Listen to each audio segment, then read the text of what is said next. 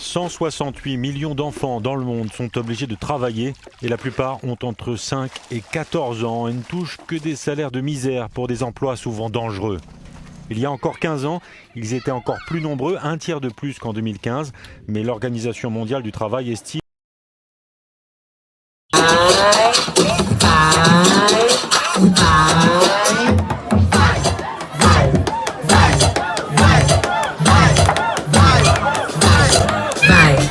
Je vais te dire quoi par ici. Tu vois, ton entourage peut te pousser vers le haut ou te tuer vers le bas.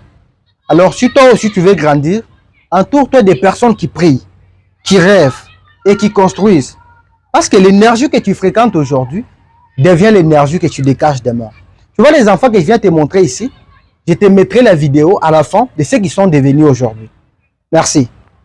Dans son dernier rapport, l'OIT rappelle que l'accès à l'éducation primaire est essentiel pour lutter contre le travail des enfants et recommande la mise en place de programmes de formation professionnelle pour les jeunes sans profession. Dans le monde, 75 millions de jeunes entre 15 et 24 ans n'ont aucune profession.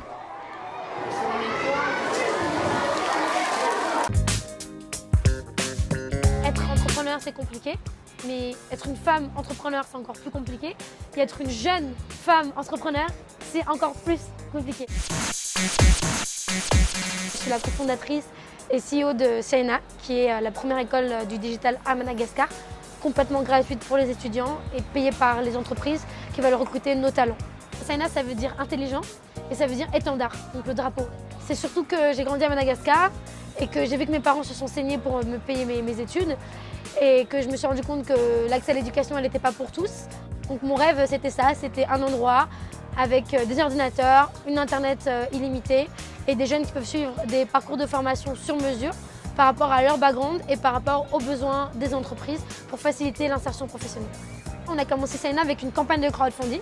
Donc j'ai aussi fait des petits boulots à côté, c'est ce qui m'a permis de mettre de l'argent dans cette campagne de crowdfunding. Donc on a levé 5 000 €. Et en fait, de fil en aiguille, il y a des entreprises qui nous ont fait confiance.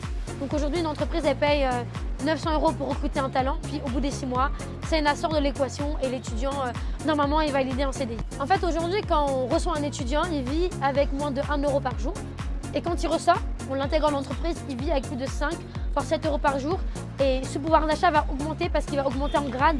On aimerait former et placer 10 000 talents digitaux, c'est-à-dire en 7 ans, c'est l'objectif, dans différents pays en Afrique. J'ai 3 conseils à donner. La première chose, c'est aller à la rencontre de votre marché, rencontrer vos clients, sachez ce qu'ils veulent ou ce qu'ils ne veulent pas. Numéro 2, tomber amoureux de votre problème et pas de votre solution, parce que votre problème ne changera pas, mais votre solution elle changera. Et le troisième point, c'est oser apprendre et oser chercher toujours plus loin. Et